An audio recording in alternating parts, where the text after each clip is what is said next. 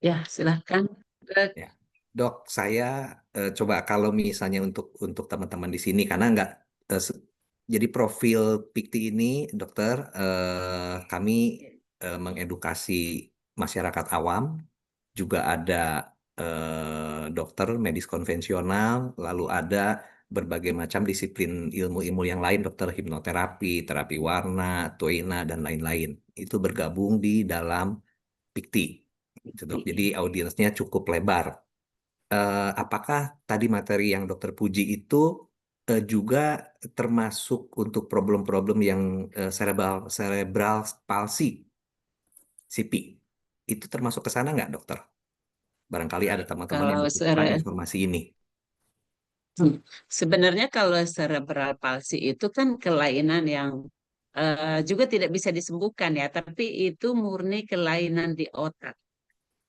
Jadi kelainan di otak yang dibawa lahir ya dari kecil dari perkembangan otaknya dan juga tidak bisa disembuhkan, tapi juga melibatkan otot juga seringkali terjadi spastisitas ya, juga terjadi kelemahan daripada otot.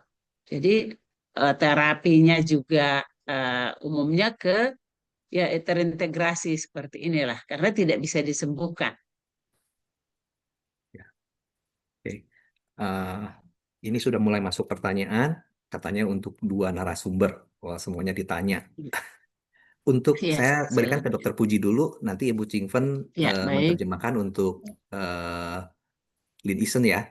Ya, ya. Jadi untuk cedera neuromuskuler, misalnya keseleo, kaku sendi sehabis fraktur, apakah bisa diperbaiki dengan stem cell? Dokter Puji Ya, dulu, dok, silahkan. ya, terima kasih Dokter Gunawan ya. Dan penanya ya sebenarnya terapinya tidak langsung ke stem cell kalau keseleo ya kaku sendi habis fraktur ini kan jelas ya, jelas masalahnya ya jelas artinya memang sudah ada fraktur. Tentu itu dulu yang diatasi. Biasanya sih ini penyakit yang bisa disembuhkan ya. Beda sekali dengan yang penyakit neuromuskuler tadi. Ini penyakit-penyakit akibat trauma ya. Kalau habis fraktur tentu pada awalnya pada fase-fase awal tentu bisa terjadi inflamasi, tentu yang akan menyebabkan nyeri. Nah, itu yang terutama penyakitnya dulu kita obati ya jadi diobati dengan antiinflamasi, anti nyeri. Dengan itu reda, nah, baru dilihat problem frakturnya seberapa, apakah perlu operasi atau tanpa operasi. Biasanya bisa sembuh, tidak sampai ke terapi stem cell ya. Itu ibaratnya kayak mau bunuh lalat tapi pakai bom ya, dokter ya. Ya, begitu. Betul juga. Ya, Bu Chingfen, boleh juga ditanyakan barangkali kita punya masukan bagaimana teknologi stem cell di China, apa Lin Isen mungkin punya pandangan yang bisa mencerahkan kita juga ya. Silakan Bu Chingfen. 林医生，我们现在有观众的第一个问题，对于神经肌肉的损伤，比如扭伤或者骨折后关节强硬，可以用干细胞来修复吗？干细胞对这个关节的损伤，这个干细胞是一种新的一种治疗方法，主要通过于一些神经的损伤，比如脑血管的意外啊，或者结汤啊、肿瘤啊，它这是有成功的例子，但不能绝对的哈。所以有一些人他的适应方面比较强，他对免疫方面的提高，确实是有一些是很好的效果，但是我们不能绝对。Baik, oh, baik. Untuk kalau stem cell sendiri, menurut dokter Lin sendiri, itu memang bagus untuk beberapa mungkin ada tumor dan lain-lainnya. Tetapi kalau memang untuk neuromuskular sendiri, mungkin dipertimbangkan lagi ya. Ada metode satu pengobatan baru yang memang masih yang lainnya yang memang fokus pada cedera saraf misalnya akibat stroke, trauma atau tumor kalau stem cell itu kan ya. Kalau contoh metode ini sudah pastinya menunjukkan untuk contoh keberhasilan tapi tidak bisa menyembuhkan secara keseluruhan kalau menurut Dr. Lin. Tapi beberapa pasien kondisi tubuhnya lebih mungkin adaptif atau sistem imunnya baik bisa mendapatkan hasil yang cukup baik. Tapi kalau mohon maaf tapi pasti kata Dr. Lin sendiri itu tidak menjamin efeknya itu baik untuk semua orang begitu. Paham ya? Ini maksudnya. Jadi pengobatan ini ya. bisa, tapi ya nggak tahu efeknya bisa untuk semua orang atau tidak. Nah, jadi apa pernyataan kedua narasumber kurang lebih mirip ya. Eh, masih ada cara-cara lain yang bisa dikerjakan ya untuk kasus ini. Tapi ini masih penasaran nih, Bu Sinta. Dokter Puji katanya, yang dimaksud itu patah tulangnya, frakturnya sudah sembuh. Tapi kok masih ada kaku-kaku ototnya gitu. Mungkin Iya. ini sih Oke. sebetulnya kelainan Eh, lokal ya, Dok. Ya, lokal. Jadi dia memang ke sini biasanya kita anjurkan fisioterapi, jadi rehabilitasi medik ya. Rehabilitasi medik tentu tadi dengan segala macam jenis rehabilitasi medik dan yang sudah dipaparkan oleh profesor kita. Banyak jenisnya ya, kompresnya, stretchingnya, ya terapi air. Nah, di sana perannya saya kira. Oke. Ini ada pertanyaan lagi. Bulan Februari lalu, berarti sekarang Oktober Perlu ya, sekali untuk 7-8 karena bulan. sering ya. Sorry. Silakan, Dok, silakan. Iya, jadi untuk kadang-kadang nyeri bisa jadi neuropatik pain. Biasanya kita untuk nyeri neuropatik beda memang terapinya ya, bukan beda dengan terapi yang pada fase awal seperti pemberian obat-obatan untuk neuropatik pain itu untuk mengurangi nyeri. Namun untuk fisioterapi dan rehabilitasi saya rasa tadi sudah jelas seperti yang dipaparkan oleh Profesor, tentu diperlukan untuk sequelae. Ya, itu mungkin. Ini ada pertanyaan lain dari para hadian. Bulan Februari lalu kecelakaan, berarti 7-8 bulan yang lalu. Lalu rahangnya patah, dioperasi, sampai sekarang pipi dan bibirnya kebas. Nah, kira-kira apa cara pengobatan untuk kebas itu? Ya, Gitu, Dok. seperti yang saya paparkan tadi, jadi kalau sudah terjadi eh, jadi akibat daripada sequelae ada rasa kebas ya. Jadi itu biasanya terapi untuk neuropati namanya. Neuropatinya untuk saraf perifernya kita berikan ada berbagai macam ya. Jadi ada konjung eh, terapi seperti gabapentin, pregabalin. Nanti dokter spesialis saraf akan bisa menentukan tergantung seberapa berat keluhannya ya. Jadi kita titrasi dosis kita bisa berikan bentuk sebenarnya seperti antikonvulsan tapi adjuvan terapi kita sebut namanya. Jadi dia tidak, karena ini kan sudah bukan kasus akut ya. Jadi kita tidak guna memberikan obat-obat seperti diklovena, anti nyeri tidak, karena itu diberikan pada fase dia sebagai analgetik antiinflamasi, ya kan? Jadi kalau akibat daripada sequelae begini kan dia tinggal nyeri saraf yang akibat dari sequelae itu seperti rasa kebas tadi. Nah, itu biasanya kita pilihkan adjuvan terapi, bisa gabapentin atau pregabalin, nah ditambah sejenis vitamin ya seperti vitamin B1 atau metikobalamin, biasanya dikombinasi seperti itu. Ya, Ya, terima itu kasih. mungkin yang bisa tetap dengan fisioterapi tentunya. Ya, mudah-mudahan jelas ya untuk Pak Rahadian. Rahadian. Kembali untuk sahabat Pikti yang ingin bertanya, silakan mengetikkan di kolom chat. Jika ingin bertanya langsung, boleh raise hand. Nanti saya pandu alurnya biar nggak tabrakan.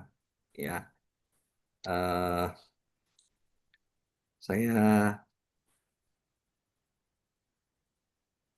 Mana nih? Sebentar.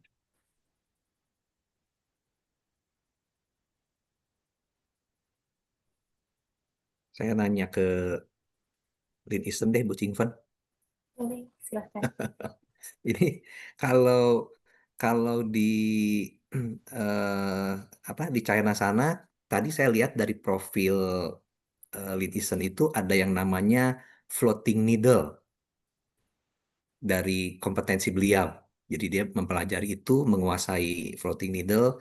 Saya ingin bertanya, floating needle itu style seperti apa? Kan floating saya pikir mengambang gitu ya, apa seperti dilempar atau apa? Dan biasanya itu untuk kasus apa? Bagus banget pertanyaannya. Baik, jadi maksudnya floating needle itu seperti apa? Habis itu untuk kasus apa? Ya, Gitu ya. jadi floating needle itu sebetulnya metode seperti apa dan biasanya untuk kasus seperti apa? 嗯，林飞正，OK，老师，这个我想问一下，这个什么，你看看你的什么，你的亲能力的，你说你有肺症，对不对？肺症，英文的是 嗯 floating 你的，我们观众想知道那个肺症的好什么的助曲里一样，然后如果重症发用于什么情况？肺症，嗯，肺肺症，肺症，你伪记伪证会证是吧？哦，会啊，对对不起，老师，会伪针灸，证是吧？哦，啊会针灸，啊对啊，对，老师，伪证伪证什么？会针会针灸，会针灸是不是啊？对对，老师，啊，对老师，问法会不会针灸是不是啊？啊？对老师啊，呀，针灸啊，嗯嗯，针灸我是做了有30多年的针灸了。针灸主要针对这些痛症开始，然后到调理身体，到现在特别神经肌肉疾病，它主要是一个缓解疼痛，另一个是增强生活质量。中医方面的针灸是很好的一个效果，它从那个经络方面的治疗。然后针灸实践是一种被动的治疗，被动的经络对不起，的运动老师，啊。对不起，我的意思是腹针，你腹针是啥？对腹路针老师，路你的子扎腹针是啊？对对对，老啊，师，你的奇能利用，刚刚我们看到你的奇能利用，你说你可以附赠呐、观众可能一般都是不太那么懂中医或是针灸，所以有些人说附赠是什么，然后这个啊助曲一样是什么，然后东张我们可以用这个附赠的想法在什么情况？这个腹是我针是扎肚子，我们就是针灸呢，就是传统针灸呢，就是按照经络方面，让来选奇经八脉和12经脉的穴位。腹针呢，就是柏志云教授他发明的一种扎肚子一个穴位，他最开始呢就是扎一个人的一个中脘跟关阳穴来治疗腰腿痛。然后后面发展到所有的各种痛症，它都可以用腹针的治疗，还有脏腑性的疾病，就是肝心脾胃肾体质衰弱的疾病都可以来腹针的治疗。所以对神经肌肉疾病，我们来从中医上来辨证，很多是脾虚，还有肝血不足，还有肾虚。我们通过一个降脾疏肝补肾，又通过腹针来扎肚子上的穴位，它是肚子是跟脏腑是最近的地方所以我们扎腹部的穴位来治疗这些疾病是比较好的。还有腹针呢，它是一个调整一个阴阳平衡，因为腹针的时候，它也是从另外一方面的解释是，胎儿出生之前，它是靠脐带来维持人体生活。出生你要把脐带剪掉了，才张开嘴巴，才要嘴呼吸，还有要用饮食。所以腹针它作为人体的一个第二大脑方面，它是叫神阙脑部系统。这个也是神经元系统的另外一种解释。所以腹针呢，它是可以治疗很多疑难杂症、脏腑性的疾病是比较好的效果。可能我的父是有很多很多在汉字是很多，对不对，老师？可能你可以看到这个，我的意思是那个父的老师，我大字了，父的腹是腹部的腹是不是啊？你说的是哪个对哪个腹？父正，对，这个父正我的意思，这个父，然后正这个正，我大字了，老师，对不起，我大字已经大字了，在文底可以看见吗，老师？在电脑看到了，里可以看到了。没看到你那个，没看到。你说的是什么意思这个我大字了，老师，啊？看见吗？我大字了，看见吗，老师？打字打在哪里啊？在文底的部分红笔没有看到哦，我可以看我的这个，刘田是不是啊？啊，对对对，负那个在刘负，田里边是不是？对对对，老师，那个我的意思是我没的意思，看到哦。那个没看到，啊，没请稍看到你等一下。打印的是Mohon maaf 啊？ Bapak Ibu ini soalnya mungkin 你 karena kan 重 kalau 新 pakai 说一 bahasa Inggris 次 kan 什 ngomongnya 么？ floating, sedangkan yang kita masuk, iya, 请稍等一下，老师。Listennya nggak Kayaknya soalnya saya ngomong full, lah dia mikir apa dokter ngomongnya mungkin di sindrom. Oh, masalah limpa lambung ya begitu. Beliau masuknya di situ. kopi mungkin dia pikir ya. Iya, P P-way itu syndrome. betul. Ya, itu Ya. betul. Apa kita skip dulu aja itu ya? Apa gitu? Boleh. Tapi soalnya beliau kayak saya suruh lihat. Ini kan saya ketikkan di apa kok kolom komentar, tapi beliau nggak bisa lihat. Beliau bilang. Oh, oke oke.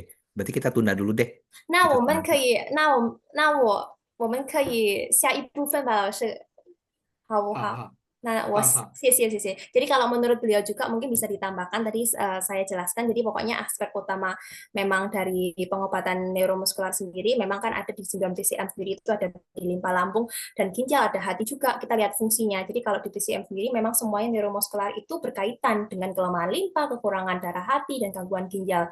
Nah, terapi itu pasti yang kita tahu dari TCM, kita lihat sindromnya, lihat diagnosisnya. Nah, terapi yang dilakukan difokuskan pada kalau untuk misalnya kenanya di limpa lambung ya berarti memang kita tenangkan limpa dan meredakan ketegangan yang dan pastinya kita memperkuatkan hati. Jadi tetap kembali lagi harus lihat sindromnya ke laki gitu. Baik.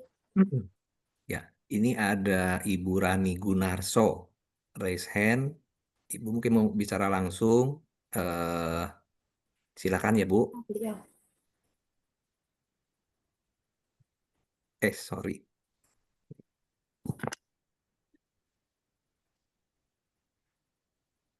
Belum.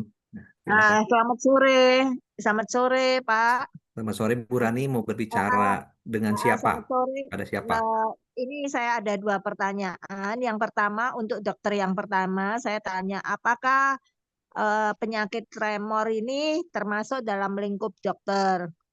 Nah, jika iya, maka pengobatannya bagaimana? Lalu pertanyaan yang kedua untuk dokter yang kedua, di China rumah sakit untuk akupuntur yang terbaik itu di mana? Terima kasih. Oke. Yang pertama dulu ya. Yang pertama Siap. dulu untuk Dokter Puji. Dokter sudah dengar Iya. pertanyaannya tadi, Dok ya? Iya, dengar. Baik, Dok. Terima kasih Bu buat pertanyaannya. Masalah tremor itu termasuk bagian dari gangguan gerak ya yang tidak bisa dikendalikan ya. Sebenarnya dia bisa esensial, yang normal pada usia yang tua bisa juga, yang tidak perlu diobati, tapi ada beberapa penyakit yang menimbulkan tremor seperti pada Parkinson disease seperti itu. Jadi perlu tahu ini tremor yang mana. Kalau pada Parkinson ada gejala lain ya, memang gejala awalnya tremor, tapi ada triasnya tremor, rigiditas. Jadi dia seperti kekakuan ya. Kemudian semuanya melambat ya. Cara jalannya orang yang Parkinson itu kan seperti membungkuk ya, melambat pergerakannya seperti itu. Bahkan kalau Pak mata berkedipnya pun lambat semua. Jadi jalannya seperti pelan-pelan dengan getaran-getaran di tangan. ada pengobatan untuk itu khusus. Jadi tergantung kita harus diagnosa dulu apa sebenarnya tremor yang dialami itu apa gitu. Ada hanya untuk mengendalikan seperti obat-obat trihexyphenidyl biasanya bisa kita awali dulu, tapi saya rasa bukan sesimpel itu ya. Jadi kita mengobatinya jangan ada tremor obati ini. Saya sih menganjurkan eh, konsultasilah ke dokter spesialis saraf ya untuk tremornya supaya tahu apa penyebab yang dialami. Jadi tidak sesimpel ada tremor obatnya ini seperti demam obatnya paracetamol gitu. Mesti tegak dulu diagnosanya apa. Obatnya ada. Tapi Obatnya apa, diagnosanya Dok? apa dulu gitu. Nah, Gimana? saya di Surabaya, Dok, mohon saran. Jadi cara saya untuk mengetahui ini tremornya seberapa parah itu saya harus kemana, terus apa yang harus diperiksakan, Dok. Usia saya 65. Iya, bisa 65. Biasanya kalau itu suatu Parkinson, awalnya eh, sebelah dulu ya, sebelah dulu, baru dia kan progresif juga nih penyakit Parkinson, gangguan gerak. Terus sih dipastikan kenapa ada yang pasca stroke misalnya. Saya anjurkan konsultasi ke dokter spesialis saraf, Bu. Di Surabaya Hmm. banyak ya. Mm. Iya, tapi Obatnya juga banyak ya. kalau menurut dokter tadi Ya, obat apa, Dok, bisa saya tadi nggak jelas. Sebentar, saya cut dulu. Kalau ini saya ah, cut. Mohon maaf. Bu, siapa barusan Bu Rani? Bu, Iya, gini, sesi kami sebetulnya sesi edukasi, jadi memberikan iya. suatu gambaran-gambaran besar terhadap suatu penyakit, lalu ada protokol-protokol apa saja yang bisa dikerjakan. Nah, apa yang disebutkan oleh Dokter Puji tadi bukan berarti arahan beliau supaya ibu cari obat itu ya, karena ya. diagnosanya belum tahu. Yang menurut Ibu Rani ini tremor, eh, tapi secara diagnosa medisnya itu yang namanya tremor tuh banyak sekali penyebab-penyebabnya, dan itu yang akan membuat nanti obatnya jadi mengerucut harus yang mana. Ya, jadi yang tadi tanya obatnya apa, saya cut. Eh, Gitu dok Iya, ya, ya, nggak apa-apa ya. ya. iya, Ya, iya. Karena nggak nanti Saya apa-apa. rasa nanti gitu. jadi salah, Salah nanti nanti jadi ya. salah. Iya. Betul sekali karena apa yang diceritakan oleh Dokter Puji itu tremor itu banyak sekali macam-macamnya, ya gangguannya ada di sebelah mana dan itu mempengaruhi nanti diagnosanya apa dan obatnya apa. Nah paling gampang kalau Bu Rani belum tahu dan belum pernah konsultasi ke dokter atau dokter spesialis syaraf dalam hal ini, coba konsul dulu. Kalau sudah tegak diagnosanya, oh ini kasus Ibu Rani ini misalnya betul nih Parkinson. Nah, baru nanti kita fokus mendiskusikan masalah itu, ya. Eh, tapi pertanyaan ini saya tanyakan ke Dokter Lee, nggak apa-apa Bu Rani ya, ketimbang Nggak tanya apa-apa, yang tadi. nggak apa-apa. Heeh. Ya, pertanyaan yang untuk rumah sakit yang terbaik pun saya cut. Kenapa? Karena semua rumah sakit sebetulnya bagus. Tinggal tergantung selera kenyamanan, senangnya sama mungkin gedungnya, fasilitasnya, dokternya, itu tinggal dipilih. Kalau kalau tanyanya sama Dokter Puji, rumah sakit terbaik di mana? Surabaya. Ya masa bilangnya yang ada di Bandung, orang beliau adanya di Medan, gitu ya. Sama Dokter Li pun sama, di sana mana yang terbaik? Ya pasti tempat beliau bekerja dong. Masa bilangnya rumah sakit yang lain, ntar nanti dijitak sama semua teman sejawatnya gitu loh. Bu Iya, Cingfen, iya, betul. tolong tanyakan tadi, jadi kalau kasus tremor, bagaimana pandangan Dokter Lee untuk kasus tremor, dan kalau seandainya tremor itu disebabkan oleh Parkinson lah dalam hal ini, apakah ada satu terobosan-terobosan yang integratif, ya? Bagaimana pandangannya antara, kan Dokter Lee menguasai akupuntur tadi, ya? Apakah bisa, apa pengalamannya di sana bagaimana? OK，好的，老师，如果这个伤都是由斑尖生病引起的，有没有一些综合性的突破治疗方法？张什么？颤抖，颤抖啊对，啊，颤抖一个半边什么没力啊？帕金森的病，是有的，帕金森他对病的，半边身颤抖哈。对，手脚震动不动，可能它这我们可个以是因为对不起老师，是因为你可能比较知道中医的部分，也可以加一个中医的部分。如果参透的部分，我们有综合性的突破治疗方法是什么？谢谢。对于颤抖呢，我们一般综合性一般按治疗呢，这个可以药物方面，我们通过那个这个镇静安神的方面治疗。还有现在呢，有一些是可以通过那个脑手术、脑外科的手术的一个治疗，然后我们比较用的多，还可以用那个针灸，用针灸的时候来调节它一个那个神经，调节一个那个疏肝解郁。对于震抖方面，我们在那个中医来辨证是叫做肝风内动，肝风内动我们说那疏肝。用那镇静安神，有一些穴位，比如那个太冲啊、内关啊，还有一些那个调节一个那个它的一个中脘啊、气海啊、阳陵墙啊这些穴位，通过治疗。平常呢，病人是可以那个用热水泡脚，还有用一下那个用，比如那个中国比较用的最多就是八段锦。它有一些那个动作，我们是八段锦就站起来做，它要坐起来。这八段锦的动作就是那个西医里边的一个拉筋，一个枪拉你那颤抖的时候，我们可以那个枪拉，通过按摩对方的穴位，比如按摩一个内关，一个劳宫。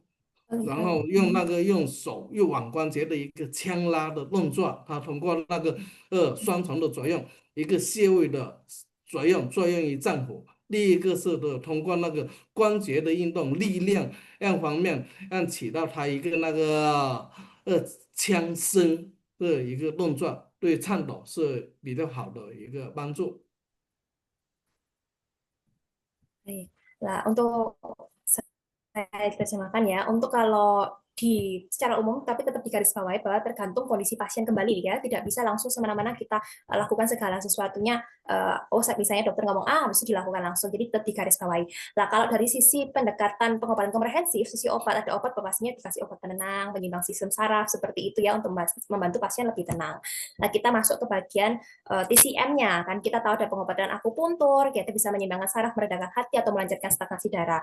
Nah di sini ada emang dikasih sama dokter adalah titik-titiknya. Contoh ada titik kanfeng, nitung ya yang berfungsi untuk menenangkan hati, sistem saraf. Lah beberapa juga ada titik nikuan, habis itu Qihai, yang Lingquan, yang semuanya digunakan untuk terapi dan menstimulasi aliran energi atau Qi itu sendiri. Selain itu juga pasien juga bisa melakukan perawatan sederhana. Ini mungkin bisa dilakukan untuk mungkin yang nggak terlalu ngerti akupuntur dan memang masih belum, kan kita nggak bisa kan pakai jarum sendiri, itu bisa dipijat, mungkin perawatan sederhana, atau ada namanya po chiao atau kita rendam kaki pakai air hangat. Ada juga beberapa kok herbal-herbal yang bisa memang buat rendam kaki atau mungkin rendam tangan ya, kompres hangat seperti itu merupakan juga ada gerakan yang bagus Qigong. Kalau ada yang tahu 8 gerakan Qigong itu juga bagus. Gerakan ini juga dalam posisi berdiri atau duduk itu fungsinya bagus untuk peragangan, latihan seperti kalau di sini kita ngomong fisioterapi atau yang disebut pengobatan modernnya, itu mengurangi tremor dan memperkuat otot itu sendiri. Lah, pergerakan tangan juga ada macam-macam ya. Pergerakan tangan, kalau ada yang suka sucuk gitu-gitu, atau tuina, atau mungkin pijat-pijat, ada gerakan sendi sendiri, itu juga diperbolehkan. Tapi kembali lagi, jangan, maksudnya pijatnya juga bukan pijat yang kayak pijat urut otot ya yang dimaksudkan dokter, ya itu juga enggak. Maksudnya dilihat lagi sesuai kondisinya lagi. Jadi enggak semena-mena semuanya bisa dilakukan. Lebih baik sarannya adalah kita tetap kembali ke lihat terapisnya ataupun dokternya, kita konsultasi kembali. Baik. Oke. Bu Chingfen, jadi ini pertanyaan lanjutan. Katanya yang dimaksud itu sebetulnya yang ditanya adalah rumah sakit terbaik untuk akupunktur di China. Dan saya tidak setuju dengan pertanyaan itu karena kalau terbaik susah ukurannya. Tapi saya robah dulu. Kalau seandainya ingin terapi akupuntur di China, sebaiknya mencari rumah sakit apa? Apakah semua rumah sakit di China memang sudah integrasi? Seluruh rumah sakit di China ada akupuntur, gitu? Atau harus khusus? Mungkin begitu aja pertanyaannya ya. Tapi sebelumnya saya juga, mohon maaf ya Bapak, saya kasih tambahan. Sebenarnya pertanyaan ini saya sudah pernah dengar sebelumnya, dan ada beberapa pertanyaan yang hampir mirip, yaitu tanya apakah dirumahkan rumah sakitnya Dr. Lin ini kan di Fosan Fosun. Di Fosan Fosun sendiri sudah ada Zhong ICI. Apa itu Zhong ICI? Berarti bagian untuk medis barat, medis timurnya juga ada. Bagian Zhong ICI Jiehe atau maksudnya gabungan dari pengobatan timur dan baratnya juga ada. Tapi mungkin yang saya tanyakan tadi ya, mungkin apakah di setiap rumah sakit itu ada ya? 好的，林医生，有我们观众的朋友们想请问一下，在每个中国的医院有中医的部分吗？老师，中国什么？中医的，在中国的医院，每个中国的医院有中医的部分吗？老师？有中医呀？啊，对对对，有中医部分吗？中国的语言里边是有中医的，中医是比较很传统的一种那个医学的一个方法，比较古老的一个那个传统医学。以前的时候，在西医进入到那个中国的之前，都是用那个靠中医来治疗的。但是中医里面治疗可以分为两个部分，一个是叫内服，一个是叫外治。内服呢就是吃进去的，外治呢就是那个我们所做的那个贴敷啊，还有一些那个按摩啊、针灸啊，还有一些就是那个自我的运动锻炼，还有从另外方面的解释方面，让中医的治疗就是那个主要是以自身的一个调理。另一个是那个通过中药传统的药物的治疗，另一个是通过经络穴位自身的一个运动，我们可以解释为西医里边的那个主动运动和被动的运动啊。那我们可以说，所以在中国，如果想找到中医的医院是很多，对不对了，老师？是了，在中国方面，你在那个民间方面，中医方面有很多了，有一些那个标准化的，我们在那个学校里边学出来了，就是那个之前那个国医系统啊，还有一些民间方面的里边的时候有那很多是民间医，还有下面的时候还有很多少数民族的那些医学，他们都是用这些那个比较方便。一个量数的方法来治疗疾病，实际上它是离不开那个人体一个那个实践，它是通过不同的实践方面来那个总结出来治疗某种疾病的最好的方法。比如最开始的那个经络穴位是怎么来的？它就是那个人不小心那个碰到石头，它那个地方碰到膝关节那下面我们叫足三里穴，碰到出血，它的胃病好了，就知道那个这个足三里穴位可以用来治疗胃痛哈。它是不小心那个一块那个就是水果啊，我们就是那个果实不小心打到头顶上的百会穴，打到下去百会上去，它原来的头晕头痛，他这个病都治好了，知道头晕这个是通过不同的实践样来了。中医实践就是实践医学。对对对，谢老师。Jadi ya pastinya, tapi dokter sedikit cerita juga kelebihan dari tradisional Chinese medicine, makanya agak sedikit panjang, tapi saya singkat bahwa memang ada banyak, bahkan kan memang di Cina sendiri memang pengobatan sebelum pengobatan barat datang ya pasti ada kan Chinese medicine. Cuma kalau ditanyain di setiap rumah sakit ada, pasti ada beberapa. Tapi di Cina itu bukan hanya rumah sakit aja, ada beberapa yang bentuknya klinik juga. Habis itu pengobatan di sini juga kelebihannya sendiri dari pengobatan akupuntur ini dari beliau cerita, yaitu ada tidak sengaja, misalnya nih, ada seorang tidak sengaja terpukul batu lututnya, habis itu yang titik yang terkena itu disebut Cusanli, karena itu jadi sedikit pendarahan, ternyata masalah lambungnya membaik, jadi titik Cusanli itu memang bisa digunakan untuk mengobati sakit perut. Jadi itu beliau memberikan contoh, misalnya kenapa kok bisa ditemukan setiap titik-titik itu semuanya ada ceritanya. Jadi maksudnya juga memberitahu rekan-rekan bahwa akupuntur sendiri itu titik-titiknya tidak asal muasal ketemu, tapi memang sudah ada dari zaman-zaman dahulu, makanya akhirnya akupuntur sendiri ini sekarang terbangun. Lah, stimulasi titik akupuntur itu juga tentu bisa mempengaruhi organ terkait. Bukan Cusanli sendiri, kalau Bapak Ibu yang ada tahu, Cusanli itu letaknya ada di kaki. Bawahnya tadi kan ditunjuk ya, di bawahnya lutut. Lah, itu bisa kan banyak orang yang tanya kok bisa sih menyembuhkan di bagian, maksudnya orang sakit lambung kok ditusuknya di situ gitu. Nah itu semua ada ceritanya. Makanya tidak semena-mena dan ada yang namanya meridian dan lain-lain. Begitu. Terima kasih. Oke, terima kasih.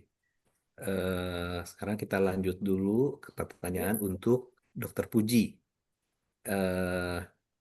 Selain vitamin-vitamin semacam kobalamin dan gabapentin dan sebagainya, juga fisioterapi yang sudah umum, apa tidak ada perkembangan baru dalam terapi kelainan neuromuskuler?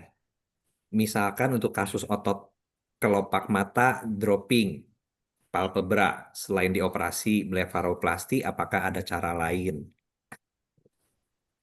Jadi mungkin ini Oke, yang itu ya, Dok. sebenarnya pertanyaannya sih untuk terapi kelainan neuromuskular ya. Apapun penyakitnya tadi ada jelas dulu diagnosanya apa. Kalau secara umum untuk kelainan neuromuskuler ya. Jadi eh, kausalnya apa? Kan tadi ada berbagai macam juga ya, seperti kasus miastenia gravis. Itu kan memang mekanismenya itu suatu penyakit autoimun ya, autoimun disease, di mana tubuh kita sendiri yang tidak mengenal bagian dari tubuh, jadi dia menghasilkan suatu antibodi yang menyerang bagian dari tubuhnya. Jadi kan seperti itu. Jadi sehingga eh, neurotransmitter asetilkolin yang harusnya membuat otot berkontraksi itu menjadi gagal, lemah dia, tidak cukup lagi eh, asetilkolin untuk membuat bergerak. Kan seperti itu. Itu mekanisme untuk suatu miastenia gravis. Nah, obatnya semacam substitusi, diberikanlah obat piridostigmin seperti itu ya. Jadi tergantung apakah dia penyakit yang autoimun, apakah perlu suatu misalnya apa namanya imunosupresan, apakah suatu IVIG ya seperti itu. Jadi berbeda-beda tentunya ya. Nah, baru terapi penunjangnya tadi segala macam ya, ada fisioterapi, rehabilitasi medik, kemudian nutrisi dan sebagainya. Nah, untuk kasus yang selain vitamin ya, metikobalamin ya, gabapentin itu tadi jadi untuk sebagai ajuvan terapi kan ya, tidak menyembuhkan tentunya yang langsung menyembuhkan ya. Jadi itu dibantu dengan fisioterapi. Nah, pada kasus yang dicontohkan di sini eh, misalnya otot kelopak mata dropping, jadi ptosis ya, kelopak mata tidak bisa membuka berarti, dan sudah dilakukan operasi blefaroplasti. Nah, sekarang kalau sebenarnya kalau dia ptosis karena miastenia gravis, yaitu tadi piridostigmin, ada obat yang sering didapatkan dari spesialis saraf, misalnya contohnya mestinon ya, itu kan sudah mengatasi sebenarnya, mengatasi kelumpuhan daripada kelopak mata yang bersifat fluktuatif tadi ya. Jadi kalau nah tergantung tadi diagnosanya. Kalau bukan oleh miastenia gravis, tentu terapinya bukanlah mestinon tadi kan seperti itu ya. Tetap mengacu kepada apa sebenarnya penyebab dari eh, neuromuscular disease yang dialami seseorang. Kalau sampai saat ini ya tentu banyak sekali seperti tadi sudah kita uraikan ya, ada apakah problem inflamasi ya, miopati inflamatori miopati ya, itu diberikan steroid seperti itu. Kemudian ada imunosupresan ya, ada banyak terapi yang diberikan kepada beberapa penyakit.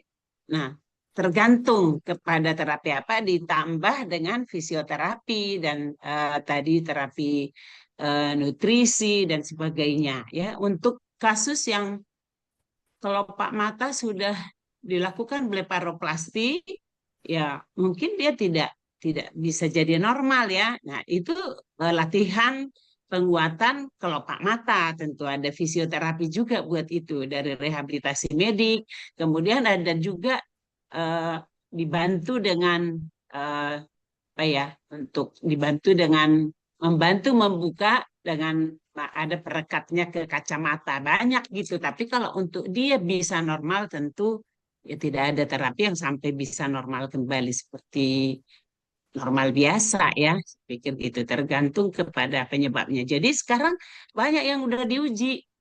Kalau gen terapi tentu penyakit-penyakit yang memang karena mutasi gen ya. Kemudian stem cell tadi ya, stem cell tadi itu untuk ya regenerasi otot. Itulah yang berkembang, tetap berkembang. Dunia kedokteran ini kan terus dikembangkan gitu Ibu. Itu aja mungkin yang bisa saya tambahkan. Dr. Gunadi silahkan. Terima kasih Dr. Puji. Ya. Bu Chingfen, ini ada pertanyaan tentang sindrom paru panas. Sindrom. Bu Chingfen bisa baca itu nggak? Jadi ini izin tanya, sindrom paru panas dengan rasa haus dan tenggorokan kering. Padahal minum airnya cukup. Itu diagnosa kasus penyakit neuromuskuler yang mana dan bagaimana pengobatannya? Kayaknya pertanyaan ini nggak pas ya. Ya, Tidak gejalanya spesifik beritahu ya kita. untuk Ya, neuromuskuler. karena Sindrom. Mau tetap saya tanyakan? Bu Chingfen belajar TCM juga? Sedikit ada. Oh. Paham. Yo, ini kan untuk masalah ini. Ya rasa haus, tenggorokan kering. Sebetulnya ini belum terlalu mendalam ya. Karena ini pastinya kita rasa hausnya gimana. Ya lidahnya dia warnanya apa. Kalau cuma rasa haus aja, apakah bisa macam-macam. Bisa yuci, bisa mungkin panas eksternal, bisa macam-macam kena. Ini nggak Ya. diberitahu bagian mananya, jadi kita nggak tahu kena mananya. Tuh. Mungkin boleh ditambah Nah, lagi, jadi- nanti di komen lagi ya Ibu. Nanti, Siapa? ya. Ibu Siap. Susi ya, Bu Susi jadi gini, kebetulan saya mempelajari sedikit TCM, Ibu Chingfen juga. Jadi pertanyaan ini maksudnya ditanyakannya gampang gitu loh. Tapi kami mengerti bahwa pertanyaan ini tidak akan ada jawaban karena sindrom-sindrom. Jadi artinya begini, kalau kedokteran barat, bedanya kedokteran barat dengan kedokteran timur, kalau kedokteran barat itu adalah evidence-based medicine. Jadi semua harus berbasiskan dengan bukti. Contohnya kayak misalnya yang tadi, kalau ada kelopak mata nutup atau istilah kedokterannya ptosis. Nah, kita nggak bisa cuma ngomong, oh kalau kelopak mata tutup itu obatnya harus apa. Kita harus tahu diagnosanya dari ptosis itu banyak gitu loh. Nah, kalau dari pendekatan sindrom dari Chinese medicine itu sedikit berbeda. Sindromnya bisa sama, penyakitnya keluhannya bisa beda gitu. Atau misalnya penyakitnya sama, diabetes mellitus gitu, tapi sindromnya beda. Nah, ini yang sedikit berbeda memahami kedokteran barat dengan kedokteran timur. Makanya belum harmoni lah gitu ya. Dan kami masih belajar bagaimana mengintegrasikan itu, salah satunya lewat PIKTI ini. Ya, setiap minggu kita belajar bagaimana integratif medicine, jadi sudut pandang keilmuan ini bisa membantu mengedukasi ya para audiens di sini. Jadi Bu Susi kalau masih penasaran, tolong beri data lebih lengkap. Jangan cuma sindromnya aja. Jadi apa yang dirasakan, kalau misalnya ini gangguannya ada neuromuskuler, sampai Bu Susi tahu bahwa neuromuskuler itu gangguan neuromuskuler ini kok ada sindrom itu, coba dijelaskan lebih detail supaya bisa ditanyakan. Begitu ya. Nah, ini ada pertanyaan untuk Dr. Lee lagi, Bu Chingfen. Ini ada yang bertanya bahwa osteoartritis di sendi panggul, ya, jadi osteoartritis di sendi panggul grade 4 dan sudah dianjurkan untuk dioperasi total hip replacement, jadi panggulnya diganti, gitu ya, panggulnya diganti lewat operasi. Nah, apakah ada solusi integratif untuk kasus itu? Osteoartritis Panggulnya grade bergeser. 4 sudah dianjurkan untuk ganti panggul. Nah, kalau dari sudut pandang Dr. Lee, apakah ada yang bisa dikerjakan sebelum operasi begitu deh? 这个拳关节置缓术的，拳关关节的，置缓术老师知道？那 OK，那现在是怎么样？这种情况有没有综合的解决办法呢？在这个情况，什么管？前呃，管。全关节置换，所以这个已经置换术。前关节置换术是不是啊？啊，对对对，关节，就是膝关节置换术是不是啊？对对对，老师。啊，膝关节置换是怎么意思？你问膝这个关节，这个疫情前，所以这个疫情前一做怎么必须有手术的。可是，请问这种情况的有没有综合的解决办法？别的哦，解决办法？也就是对对对膝关节疼痛，它这个里边走不了，它要做那个前关节置换术。在这种情况下嗯，呢，对对对，西医就只能用那个膝关节用手术来治疗。中医呢，它就是另一个是缓嗯哼，解它的一个疼痛，另一个是那个解决它的一个功能的障碍。它就是那个比较不不是所有的关节的疼痛都是要用关节的置换术，还有另一个是那个关节的置换术不是每一例都成功，有一些做的确实是很好，但是有一些置换术做完的时候，它会引起它局部关节的肿胀疼痛，它关节根本动不得了。所以我们选择关节置换术一定要把握好它的适应症、它的指征。嗯，在没有做关节置换术之前，我们可以就做那个保守治疗，是比较系统的保守治疗。系统的保守治疗，我们通过药物方面，西医方面是营养神经，还有那止痛方面的药物；中医方面是那个通过补肾、疏肝经络，按照辩证方面的中医的治疗。在那个物理方面的治疗，我们通过那个热敷啊，还有那个亮疗啊，这些那个物理方面光的治疗。在中医方面，我们通过那个推拿、按摩、穴位，通过针灸、艾灸啊的一个，还有一个是自我的按摩、拔罐这些方面的治疗。然后他在家里边，他又要锻炼一个那个核心肌肉的力量，比如我们的锻炼他那股四头肌的力量，让把它锻炼，还有关节的一个那个活动，就是我们的关节松动术，关节活动比较缓慢的运动，在它疼痛范围之内适量的进行关节的运动，会提高它的力量。我们通过这个保守综合治疗起来，不是每一个病人一定要做那关节置换术。所以建议呢，是在关节置换术之前可以进行系统的一个保守治疗，3个月确实没效果，最后才选择关节置换术。Jadi, 好的，谢谢老师。Operasi ini kalau tadi kita ngomong masalah operasinya untuk osteoporosis lah, untuk memang beliau menjelaskan tadi sisi barat dulu ya, itu operasi sendi lutut bisa dilakukan untuk 2 tujuan. Pertama, meredakan nyeri, memperbaiki gangguan fungsi sendinya memang. Nah, tapi tidak semua nyeri sendi memerlukan operasi pengganti sendi. Tapi ini kan tadi kembali lagi ya Kak, lihat dokternya bagaimana ya Ibu ya. Tapi kalau operasi ini tidak kata beliau itu tingkat keberhasilan masih harus dilihat kembali lah. Beberapa kasus hasilnya sangat baik, tapi ada juga yang memang mungkin akan ada efek samping lainnya. Tapi oleh karena itu sebelum melakukan penggantian sendi, sangat penting untuk menentukan indikasi yang memang tepat. Itu kembali lagi harus berbicara dengan yang lebih komplementer di bagian ini. Pasien sebaiknya menjalani terapi yang konservatif, yang sistematis terlebih dahulu. Lah, kalau di TCM itu ada beberapa mungkin yang paham apa Chong I atau TCM boleh dicatat. Mungkin untuk meredakan nyeri dari sisi TCM itu kita biasanya menguatkan ginjal dan melancarkan meridian hati sesuai prinsip diagnosa diferensiasi TCM. Dari sisi terapi fisik digunakan ada beberapa terapi cahaya, akupuntur, moksibasi, pijat, nanti disesuaikan kembali. Memang kembali lagi lihat tadi sindromnya,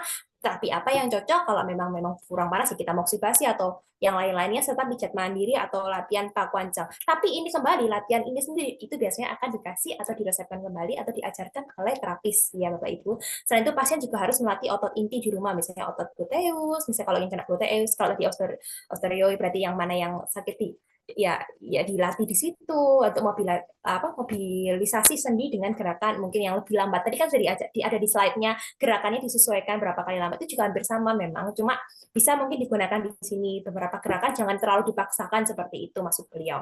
Nah, jika terapi konservatif sistematis selama 3 bulan tidak membuahkan hasil, maksudnya terapi-terapi yang TCM dari sisi akupunktur lain tidak berhasil, ya memang harus memang dilakukan operasi begitu. Tapi kalau memang dari dokter sudah memang tidak memungkinkan, ya memang harus operasi, ya mengikuti beliaunya kembali.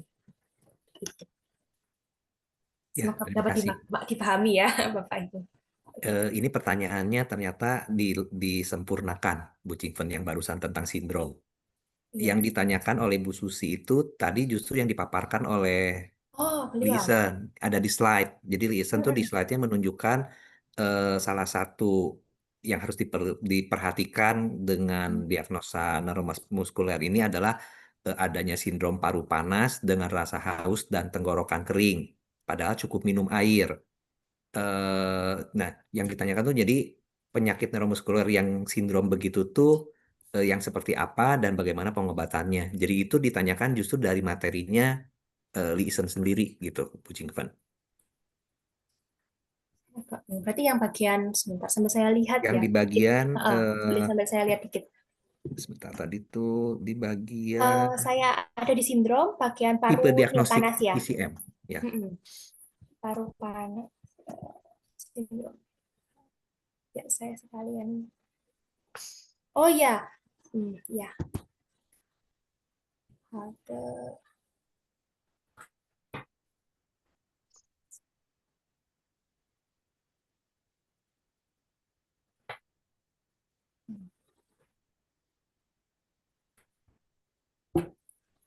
好的，老师，现在观众的问题是，这种综合征是什么炎的？它是那个我们看到那个肺热，等一下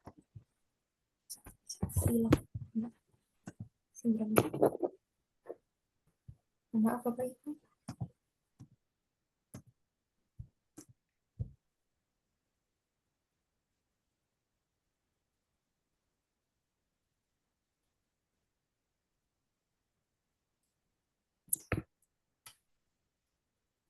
肺热的贪热肺的症的老师，然后你说什么综合称的那个有喉咙干，然后有口渴的感觉，那观众是想知道这是这几种挑在立出来的问题是这么发展的，也然后这么样解决这个问题呢？然后可以知道吗？哎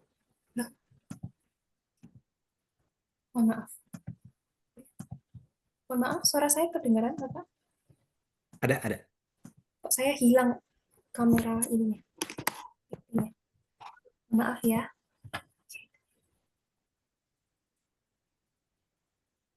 老师，李医生啊，那是个肺热是吧？对的，他肺热的。然后他说，你说你有口渴、有喉咙干的，所以这个部分的这么发展的，然后这么解决这样的，如果这个好像口渴、喉咙干的出来的，然后这么什么解决这样的问题，这样的。啊，这个是中医里边的辩证。对中医辩证里边，我们分为8纲辩证，是气血阴阳寒热，还有一个脏腑的辩证。脏腑的辩证是肝心脾肺肾里边的辩证。肺的辩证是属于脏腑辩证中的一种。我们肺跟那个西医里边的肺是不同的，肺是那个西医里边是一个器官。中医里面肺是一个系统，肺是肺脏的一个系统，它是通过那个就是类似于西医里边的呼吸道的系统，所以肺热呢，它会引起那个它那法气外热，引起那肺部里边的一个热气，这会引起那个口干啊。喉咙痛啊、舌燥啊，还有那个局部关节的一个燥热、呼吸的一种气促。我们通过那个舌象脉象，舌呢就是那个舌红啊、苔黄啊、脉啊、脉数啊，这是那个中医里边的四诊八诊，我们就望闻问切，然后来辨证它这个症型跟它这个病是有点不同，它的这病。西医来说是那个神经肌肉疾病，中医来说是叫痿症。痿症里边它里边是那个肺热是那个阴虚气血不足，引起那个它那个积累在体内里边变成热，就是很多中医里边的说那个五就是风寒暑湿燥火六淫。一久就会化热，就变成那个肺热、肺燥。这症状，所以我们的治疗就是那个通过那清热燥肺汤，就是按照那个清燥，比如枇杷叶啊，还有那个麻黄啊，还有这些那个清燥忌讳川贝啊这些东西来清它的肺燥，才达到那个止痛的目的，还要达到它的一个功能的恢复，就是中医里边的辩证思维。那有很多不同的人说，我们已经喝了很多水，然后为什么还是很口渴呢，老师？它这个口渴不仅仅是只有肺热的一个症状，口渴我们就是那个气血不足，有阴虚啊。阴虚的时候，我们通过那个二妙散里边那个就是汉凉草啊、拟金子啊，又来滋阴润肺，还通过那个麦冬啊、石斛这些滋阴，所以那个口渴还有肾虚的可能，比如那个糖尿病的那个三多一少，它的一个口渴，我们通过那个补肾，用那个熟地啊还有之前那个滋阴的那个枇杷啊，那个知母啊、黄柏啊，这些那个来清那个肺燥，所以那个口渴不一定是所有都是属于那个肺热，有可能是阴虚，有时候肾虚也会引起那个口渴，或者有一些是那个外热外燥我们中医里边都是那个里边都是风寒暑湿燥火，中暑也会引起口渴。燥热也会整口渴，所以他们所问的口渴很多是阴虚，很多关系，晚上睡不着又口渴喝水喝下去又解决不了我们这里边的除了肺热，我们清燥治胃汤是属于那个外阴，但是很多内阴的很多是那个肾阴虚，我们用那个那淄博地黄丸里边的时候，后来那个清一个那个补肾清燥阴滋阴。这个老师这个回答是很深，我真的现在回答了我想问的问题也是很回答了，我真的很感谢老师。对对对，这个是因为这个问题是很多人是问这个问题，为什么我已经喝了很多水，然后晚上的喝了很多水，可是为什么很咳嗽的还是有？然后你刚刚回答了我们的问题，我觉得真的很好。对对对，谢谢老是师。你刚才说的问题，就是我下午也在上课之前我也出诊的时候碰到了2个病人，他是咳嗽了2个月，通过那个中医，通过那个中药，还有通过那个西药的6针吃药，他咳嗽老是咳得不好，然后最后他过来我这边呢，他这不仅仅咳嗽，他有那个碰到一个那个颈椎病。他的颈痛、头晕，我就给他扎针。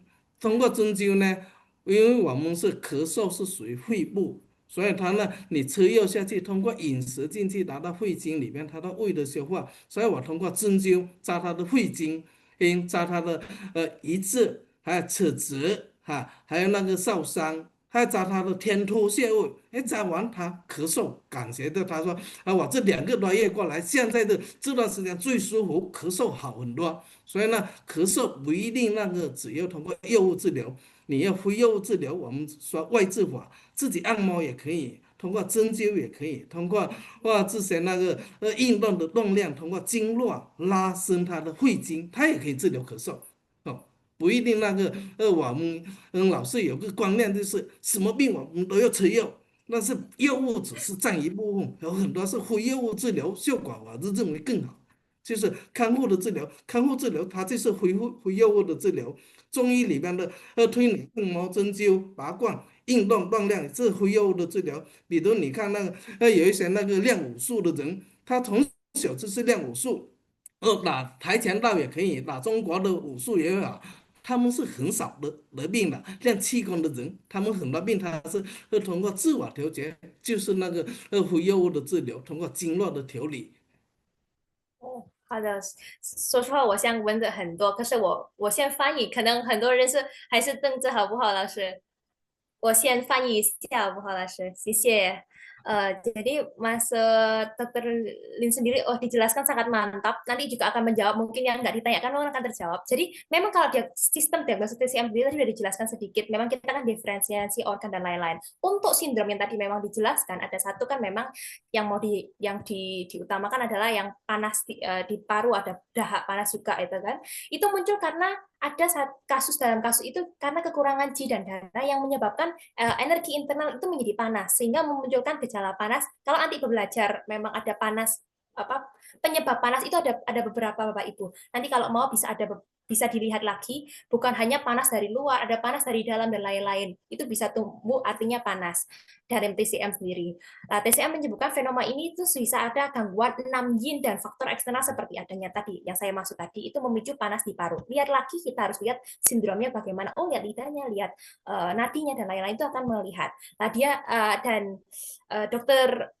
Dokter Lin sendiri ngomong bahwa kalau cara membersihkan paru tadi kan sudah ada sedikit herbalnya memang ya. Misalnya mengeluarkan, tapi itu dilihat lagi sesuai dengan gejalanya apa tidak, gitu kan? Mengatasi pastinya yang paling kita utamakan adalah penyaringan cairan kulit, mengatasi pembekakan, rasa nyeri yang parah, habis itu membersihkan panasnya dan lain-lain. Nah, ada catatan juga, ada beberapa asumsi makna yang paling masuk akal adalah kalau kita itu jangan semena-mena. Kadang orang itu sukanya sakit minum obat gitu, itu jangan juga, kata beliau lah. Kalau di haus itu menurut TCM sendiri kan tadi sudah dibilangkan ada mungkin kekurangan apalah. Saat yin kurang itu kemungkinan kalau misalnya tahu ini penyebabnya karena yin kurang lah, beliau bisa ngomong minum obat myosan. Itu mengandung bahan tadi saya catat Han Liang Chao Zizi itu untuk menutrisi yin, melembabkan paru dan menyeimbangkan tubuh. Itu untuk yang memang kalau Bapak Ibu memang terapis akupuntur ataupun TCM dan tahu bahwa itu memang diagnosanya yinnya lemah. Lah, gejala haus sendiri yang berlebihan bisa muncul pada kondisi seperti diabetes. Lah, dalam kasus ini beliau masukin lagi ya, bisa ada orang kan masuk di diabetes. Saya tadi tanya, loh kenapa sih kok dokter, kenapa kok saya tuh kayak merasa kok sudah cukup minum air putih tapi kok rasanya tetap haus terus, bahkan malam hari pun terus haus. Lah, itu juga dijelaskan bahwa itu haus juga bisa muncul karena adanya beberapa faktor yang tadi di awal sudah dijelaskan. Jadi nggak semena-mena karena kurang minum, itu juga enggak. Lah, beberapa pasien juga mengalami contohnya ada yang insomnia, haus terus di malam hari, minum banyak tapi kok tetap haus. Mungkin ada yang bertanya dalam hati gitu. Nah, dalam kasus sendiri juga itu berarti contoh dari yin-nya tuh kurang, makanya bagaimana cara penanganannya berarti yin-nya diperkuat ginjal juga, habis itu melembabkan tubuh agar hausnya berkurang. Jadi haus bisa disebabkan oleh yin yang lemah, panas paru, atau faktor eksternal lainnya. Begitu. Jadi mau saya ceritakan sedikit Kak, beliau juga cerita tentang pasiennya beliau.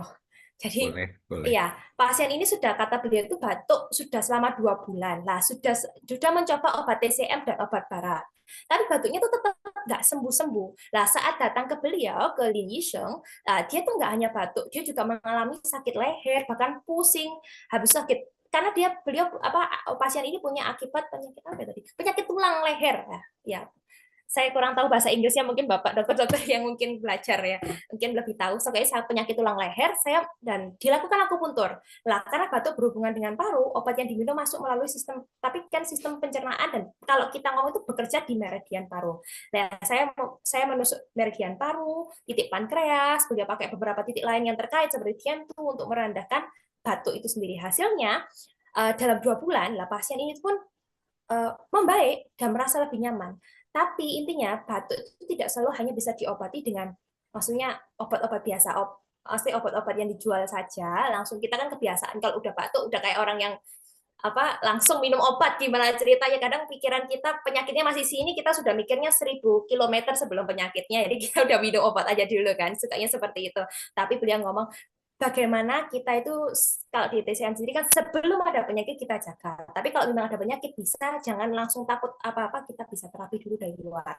Bisa pijat sendiri, bisa kalau mau pengen pergi ke akupuntur, di akupuntur sendiri, boleh olahraga, peregangan meridian paru, kayak gitu-gitu. Itu saran beliau. Kayaknya menjawabnya lebih Iya. baik. Terima kasih. Nah, Bu Susi begitu ya jawabannya, makanya tadi karena saya tahu jawabannya akan panjang. Iya, siap begitu. Oke, nggak apa-apa. Ini saya nggak tahu nih, kelihatannya nggak pas sih pertanyaan ini dengan topik kita ya untuk Dokter Puji. Pertanyaan saya untuk Dokter Puji, apa beda osteoporosis dan osteoartritis? Jika dokter juga menangani osteoporosis, mohon petunjuk bagaimana mencegah supaya osteoporosis tidak tambah parah. Saat ini skor bone density-nya di 3,9 sampai 5,1. Cukup minum obat atau harus disuntik? Jika disuntik, obat suntik apa yang paling sedikit efek sampingnya? Apa Dokter Puji berkenan menjawab? Apa mau skip nih, Dok? Dokter, maaf, itu mic-nya belum dibuka. Iya, ya menyimpang dari topik sebenarnya. Tapi ya sekedar untuk ini mungkin sedikit saya jelaskan tentang osteoporosis itu kan ke arah ke pengeroposan tulang ya. Jadi di sini memang letaknya pemeriksaan skor BMD-nya ya, bone mineral density-nya, kepadatan daripada tulang. Cuman saya pun melihat angka dari BMD-nya 3,9 sampai 5,1. Saya kaget juga kok tinggi banget BMD-nya Ibu ini ya, pakai alat ukur apa gitu ya, standar dari pemeriksaannya. Saya lihat kalau saya cari di itu kan ada kriteria, sampai saya catat nih BMD tadi, yang normal tuh di atas -1 ya, itu udah normal. Sampai ke kalau udah -1 sampai -2,5 itu udah menurun ya osteopeni, dan kalau kurang dari 2,5 itu baru disebut osteoporosis. Sementara Ibu malah tinggi banget. Tingginya ini sampai seperti kepadatan peak level dari yang wanita muda gitulah. Normal banget malah, untuk apa diterapi gitu. Makanya apakah ini angkanya, nggak tahu saya ini angkanya itu ya, tapi itulah kepadatan tulang perlu untuk osteoporosis yang menandakan bahwa kalau udah di bawah 2,5 berarti di bawah -2,5 ya, itu udah osteoporosis ya. Jadi Ibu malah bagus banget ya, nggak usah diobati malah ya. Kemudian kalau osteoartritis kan ke arah sendi ya, darah sendi ya, jadi radang sendi sering ya menyebabkan nyeri dia gitu pada sendi kita, pada proses degeneratif lah pada usia tua seringkali terjadi osteoartritis ini. Yang mengenai terapinya, anti inflamasi sering dikasih pada saat radang, bukan kadang-kadang kan kesalahan daripada pasien. Kalau dia datang dengan nyeri sendi, lalu kita berikan, memang dia datang pada saat memang sedang radang, lalu kita berikan anti radang. Karena sudah enak dia lalu beli sendiri gitu. Di situ salahnya. Padahal kita radang tuh paling 3 hari ya. Kalau sudah hilang radangnya, ya namanya dia penyakit generatif ya, degeneratif pada usia tua. Jadi dia akan bisa berulang lagi. Kapan dia radang, dia akan bisa nyeri lagi. Di situ aja perlunya anti radang. Lalu latihan sama fisioterapi, rehabilitasi medik. Biasanya gitu yang kita anjurkan. Kalau sekedar vitamin sendi, sering kita berikan glukosamin, mungkin silahkan gitu ya. Itu mungkin yang perlu saya tambahkan buat kasusnya ini, Dok. Ini ada pertanyaan, tapi buat saya nih pertanyaannya. Pak Gunadi, di mana di Jakarta ada pengobatan integratif. Ya, sejauh yang saya tahu, kalau integratif resmi artinya menggabungkan kedokteran barat dengan kedokteran timur, atau mungkin kita sebut kedokteran tradisional dalam satu atap resmi, kelihatannya belum ada. Tapi regulasi saya perhatikan sudah mulai menuju ke sana. Jadi kita sudah akan mulai ke integratif. Yang saya tahu di Bali ada, lalu di Tegal baru mau buka seingat saya. Nah, cuma kemarin sempat ada eh, ada rapat bersama dengan dari Kemenkes itu, kami lihat sudah ada sounding bahwa di pelayanan kesehatan primer itu sudah akan ada integrasi. Jadi artinya akupunktur di sana ada, herbal itu ada gitu ya. Dan pergerakan ini saya lihat memang akan ke arah sana. Jadi kalau dulu yang namanya akupunktur itu hanya kursus, sekarang nggak boleh. Harus harus sekolah. Jadi ada pendidikannya ya, D3, D4 sampai ke S1 itu ada, dan kelihatannya arahnya akan ke sana. Jadi supaya ada standar, kalau dulu kan ya mohon maaf, walaupun itu tidak jelek, tapi banyak yang punya keahlian akupuntur, herbal, dan lain itu diturunkan dari orang tuanya ke anaknya. Jadi standarnya beda-beda. Jadi kayak kalau ilmu di sebelah sini jurusnya begini, umur di sana jurusnya begitu gitu. Nah mungkin pemerintah bingung dengan itu, akhirnya mereka membuat suatu standar. Ya, resmi saya belum pernah dengar, tapi mohon dikoreksi ya kalau ada di sini sahabat Pikti yang tahu boleh diinfokan. Tapi sejauh yang saya tahu belum ada yang resmi, tapi arahnya sudah ada ke arah sana. Jadi masih kepisah. Mau ke dokter ya ke dokter silahkan. Nanti kalau ada akupunktur herbal ya cari center yang diminati. Ya jadi kedua tempat sekaligus gitu ya. Untuk sementara ini mungkin seperti itu. Nah, kalau nggak ada pertanyaan lagi saya mau tutup. Tapi sebelum ditutup saya mau ada pertanyaan terakhir untuk Dokter Puji. Dokter Puji, saya minta Iya. sedikit arahan untuk para sahabat Pikti di sini, Dok. Dari pengalaman praktek dokter, sebetulnya kan mungkin nggak banyak eh, masyarakat yang mengerti apa yang dimaksud dengan motor neuron disease gitu ya, Dokter. Nah, umumnya kalau seandainya apa yang perlu dokter sampaikan kepada kami semua supaya mereka datang ke dokter tuh tidak dalam keadaan yang sudah lanjut gitu dok, yang sudah wah ini udah kelamaan nih kamu kayak gini, udah kemana aja gitu nah dok. Ah, Ya, silakan. betul sekali ya Dok. Terima kasih. Jadi mungkin juga sebagai kesimpulan dari semua diskusi kita tadi ya, tetap sebenarnya ilmu kedokteran ini kan tidak begitu datang keluhan lalu kita terapi keluhannya, ya kan? Semuanya tegak diagnosa dulu. Jadi kalau pasien datang kepada dokter, dokter itu akan menanyakan apa keluhannya, apa keluhan utama, keluhan yang membuat si pasien datang ke kita. Ya, kemudian setelah dikeluhkan keluhannya, kita akan menggali sejak kapan itu dia rasakan, karena ada berbeda-beda penyakit, ada yang mendadak terjadinya, ada yang memang berlama-lama progresif seperti pada kasus kita motor neuron disease ini. Jadi eh, jangan juga begitu ada keluhan langsung konsultasi ke Google sehingga langsung mengejar sendiri diagnosanya apa. Kadang-kadang di situ salahnya, datang ke kita sudah dengan diagnosa yang ngeri-ngeri seperti itu kan dok.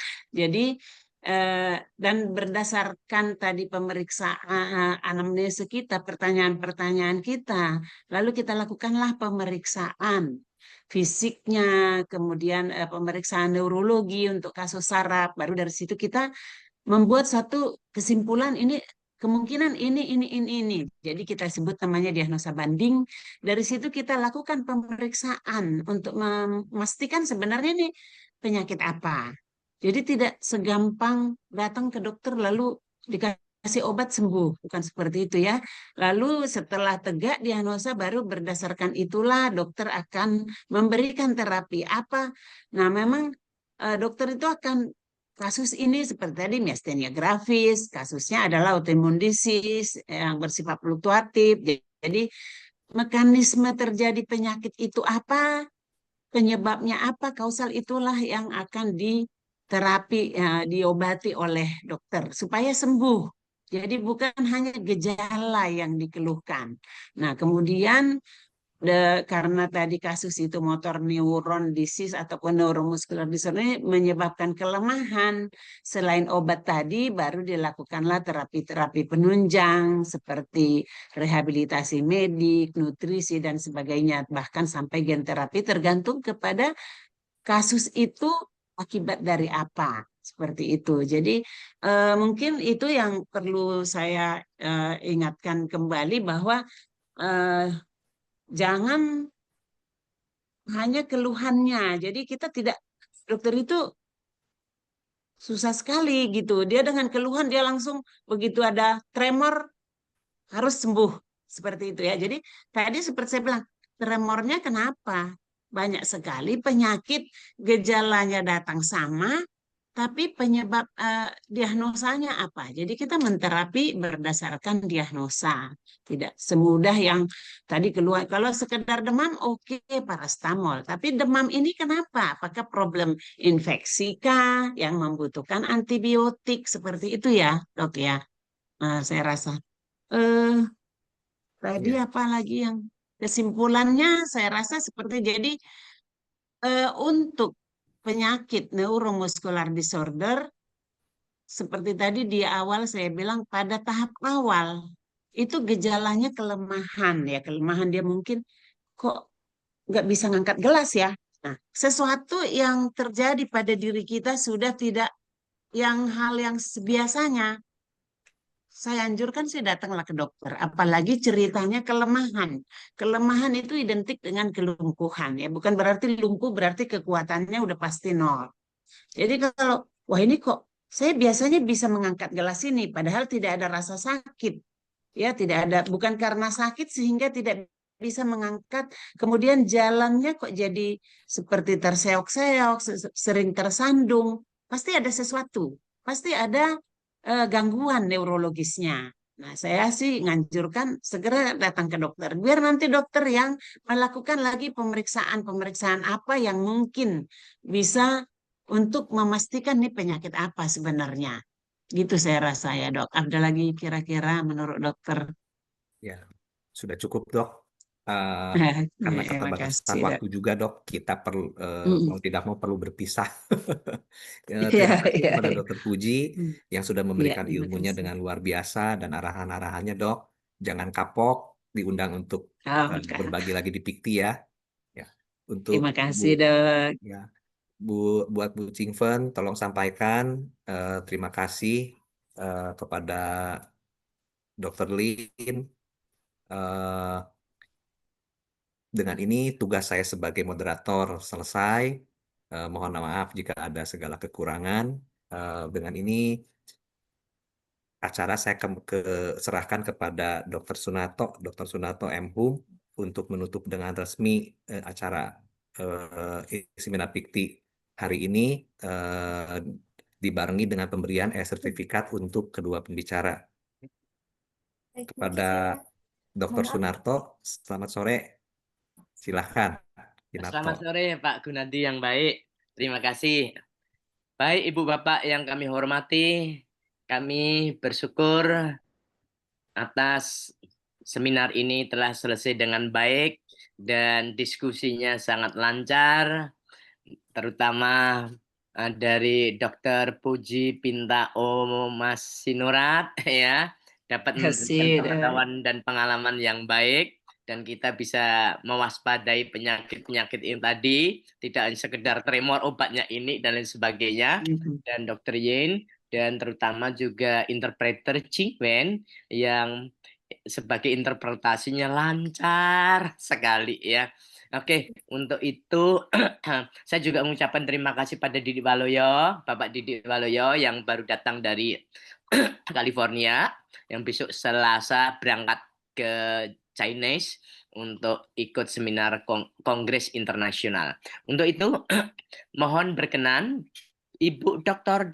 Puji Pinta Omasinurat berkenan untuk menerima sertifikat penghargaan dari PIKTI yang mana Ibu telah berkenan menjadi narasumber Integrative Care for Neuromuscular Disorder. Sertifikat ini telah ditandatangani oleh Ketua Umum PIKTI Bapak Dr. Eka Wahyu Kasih. Mohon berkenan Ibu Sinurat berkenan untuk menerima sertifikat penghargaan ini. Saya terima, Dokter. Terima kasih banyak, Dok. Terima kasih. Ya. Selanjutnya ini kepada sahabat saya, teman saya Ching Wen yang lancar interpreternya.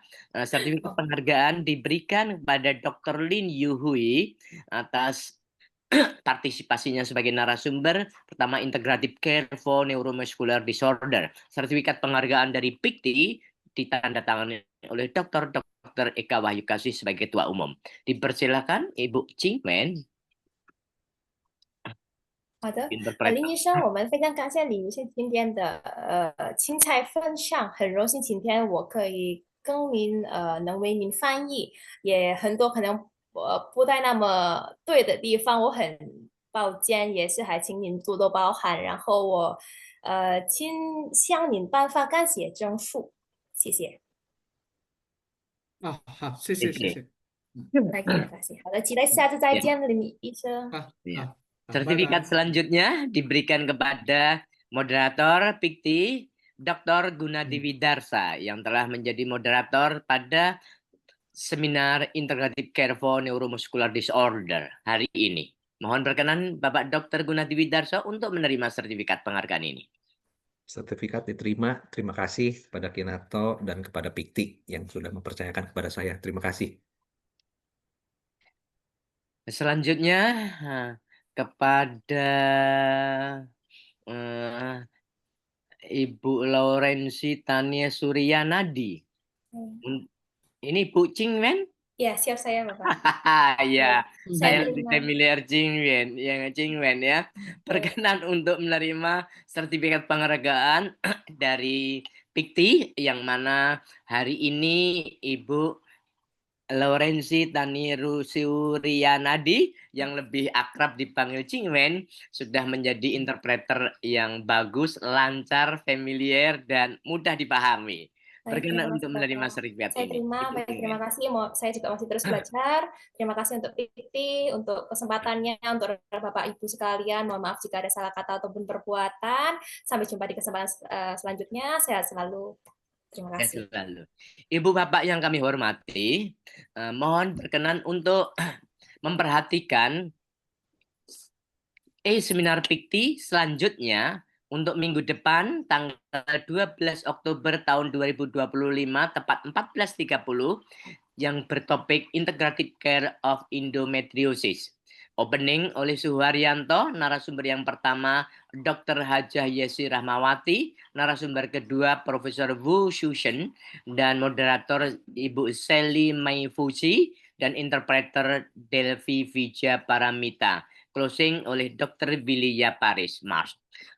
Ibu Bapak yang kami hormati, kami dari PIKTI mengucapkan terima kasih, terutama pada narasumber Dr. Li Yui dan Dr. Puji Pinta Omasinurat serta Ching Wen sebagai interpreter dan pembuka acara Bapak Didik Waloyo dan Bapak Gunadi sebagai moderator.